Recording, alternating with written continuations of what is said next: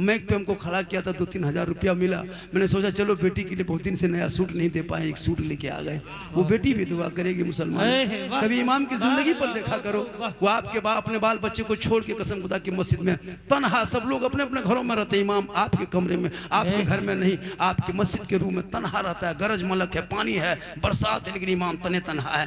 क्या वो इसलिए कि ताकि आपके बच्चे कुरान पढ़े, आपके गांव में आबादी हो, नमाज पढ़े, बेहतर हो, दीनी माहौल पैदा हो। इसलिए खुदा के वास्ते इमाम की तनख्वाह इस महंगाई में अगर एक दिन की हाजिरी कम से कम 350 से 400 होनी चाहिए।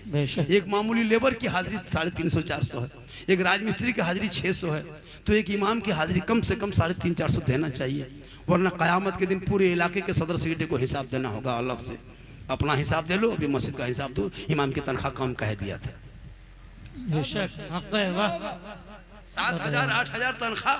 हमने एगो इमाम साहब एगो गांव में रहता था, इमाम साहब रहते रहते जब भी देता तनख्वाह देता 500 बाकी रख लेता। इमाम साहब को मांगते सदर साहब बकिया पैसा दीजिए, बोल का करें सब इमाम साहब, बचपन से गुजरात बम्बे किया, आने दीजिए पैसा आपका फुल पेट कर देंगे। इमाम साहब मांगते मांगते 2-4 महीना थक गए, बोला अब मांगी बंद करो, अब जुमे में हिसाब करना। जुम्मा दिन आए, पूरा मोहल्ला का आदमी जमा हुआ, इमाम साहब नहा धो के 11 बजे तैयार हो, बाजुबा पहन के इधर खुशबू लगा के एकदम जाके मस्जिद में गए। जाके आधा घंटा टाइम मिलता, आधा घंटा तकरीर किए, फिर मुसल्ले में गए, फिर खुतबा पढ़ाए, फिर जाके नमाज के लिए नियत किए और 2 रकत नियत किए। और जब 1 रकत पूरी करके जब रुकू में गए तो गए रह गए। अब रुकू चुपचाप पढ़ रहे कितनी देर, 2 मिनट 3 मिनट 4 मिनट। एक बूढ़ा करा अरे इमाम साहब हो के भाग गए रे, कहाँ इमाम साहब को खोज के हो गए ना। तब वहाँ इमाम साहब बोले हम यही है, क्या बात है, बोले मथुआ उठे भी कि ना उठे भी। वहाँ साहब इमाम माथा सर उठाइए, इमाम साहब बोल रहे हैं कि हाँ उठा तो देंगे, क्या पैसा दीजिए।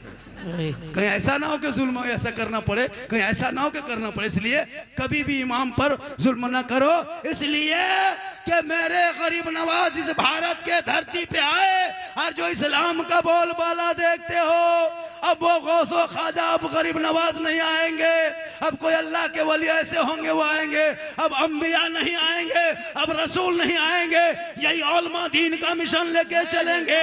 और जब आपके बेटी को कुरान पढ़ाएगा तो बेटी 12 बजे रात किसी के व्हाट्सएप में चैट नहीं करेगी। जब बेटी कुरान पढ़ी रहेगी, रात को सोएगी, वो बेटी जबान से कहेगी मैं सो जाऊं या मुस्तफा, कहते खुले हो सल्ले अला।